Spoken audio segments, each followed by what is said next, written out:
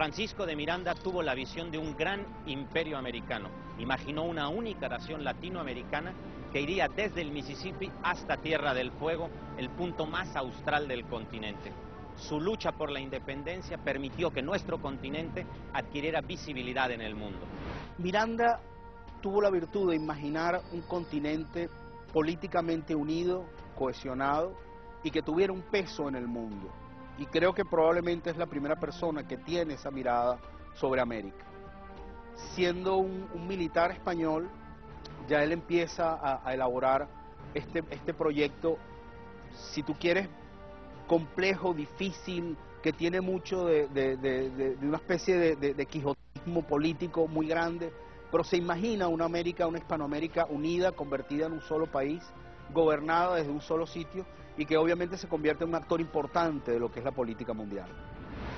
El sueño quijotesco de Miranda fue realizado por Bolívar en la Gran Colombia, una república que existió apenas 10 años, entre 1821 y 1831, y que abarcó territorios de las actuales Colombia, Venezuela, Ecuador y Panamá, y porciones de terreno que hoy pertenecen a Costa Rica, Perú, Brasil, Guyana y Nicaragua. Cuando se disolvió por diferencias políticas y tensiones regionales, con ella moría una utopía. Miranda diseñó para la América hispana un sistema de gobierno que tiene mucho de la República Romana antes de la entrada de los emperadores, que tiene algo del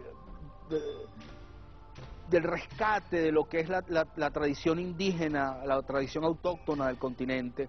Él hablaba, por ejemplo, de que el cargo de los dos más importantes debían llamarse incas. Él quiere rescatar esa tradición peruana.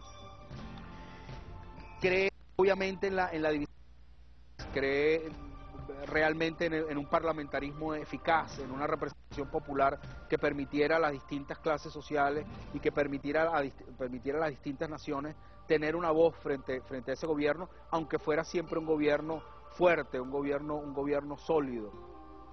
Creo que muchas de esas ideas tal vez hoy en día ya no tienen la misma vigencia que antes, pero el hecho de ser el primero en tener una visión unitaria del continente, una visión políticamente coherente de la América hispana, creo que le da un valor muy especial.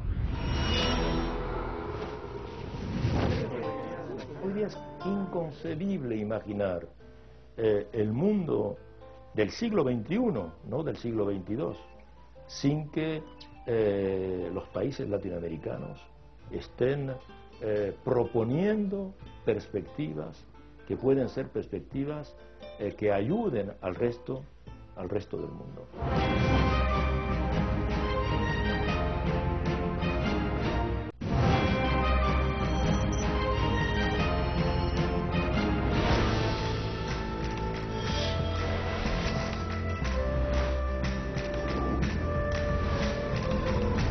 A mediados del siglo XIX, América Latina se presentaba al mundo como un lugar fecundo para la investigación científica y para los negocios. En este sentido, un negocio que prometía era la construcción de un canal que uniera los océanos Atlántico y Pacífico por América Central. Hasta entonces la travesía se realizaba por Cabo de Hornos, un viaje que resultaba demasiado costoso y lleno de peligros. Varias potencias de Occidente estaban interesadas en esta empresa.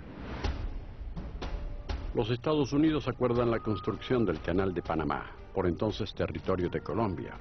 En 1903, tras la Guerra de los 1000 días, Panamá se separa de Colombia y el canal queda en territorio de la nueva República Independiente. La Guerra de los 1000 días fue un enfrentamiento entre los partidos políticos colombianos a fines del siglo XIX y los primeros 2 años del siglo XX.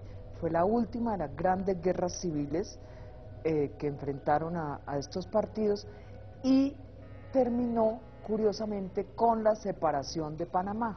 Panamá era un departamento de Colombia, pero al mismo tiempo era el istmo por donde pasaba el comercio, que era muy importante entre uno y otro lado de los Estados Unidos de Norteamérica. A cambio de 10 millones de dólares y una renta anual de $250,000, Panamá concedió a los Estados Unidos los derechos a perpetuidad sobre el canal, además de una amplia zona de 8 kilómetros a cada lado del istmo, en un acuerdo que en los años siguientes fue fuertemente objetado. Finalmente, el 31 de diciembre de 1999, la República de Panamá recuperó el control del canal y con ella los ingresos por el tráfico marítimo de la zona.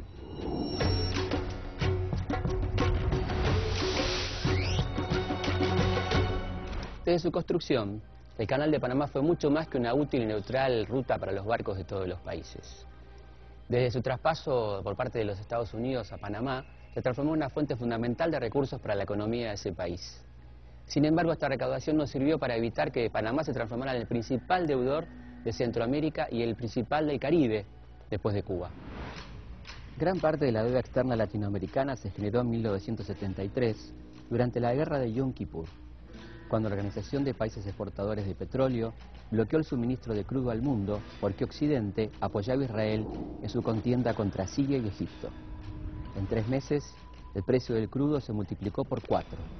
Con la venta del petróleo sobrevaluado, los países de la OPEP recibieron muchísimo dinero y lo invirtieron en las plazas financieras occidentales.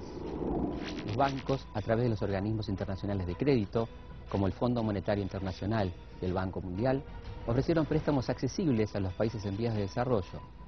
A este dinero se lo llamó petrodólares. Las deudas externas de estos países crecieron exponencialmente. Los gobiernos latinoamericanos, en su mayoría militares desde mediados de los 70, no realizaron inversiones productivas, sino que malgastaron este capital. Si uno se pregunta por qué en los 70 se dispara la deuda de los países americanos, la única respuesta posible es porque era barato prestar. Porque había exceso de plata en el mundo, había exceso de liquidez en el mundo, y eligieron la manera más descomprometida y más barata, que era prestársela a quienes sabían que iban a estar toda la vida tratando de pagarlo, que en ese caso fuimos nosotros. No existe creación de capital fuera de la propiedad. Entonces, muchos de nuestros problemas de endeudamiento se resolverían en la medida en la cual creamos más propiedad en América Latina, porque es la garantía la que crea la moneda. Hasta que los latinoamericanos no comprendan eso, que podría tomar unos 100 años más, vamos a seguir endeudándonos afuera inútilmente. La deuda externa es en un punto como una gran broma trágica, porque todo el mundo sabe que no puede pagarse, pero sin embargo no se resignan a dejar de cobrarla, digamos. Es como una manera de que se puedan inmiscuir en las políticas internas de los países con el argumento de una deuda que finalmente nunca va a terminar de pagarse. Según el Comité por la Anulación de la Deuda del Tercer Mundo, a 30 años de aquel endeudamiento, cada niño latinoamericano debe al nacer $1.400.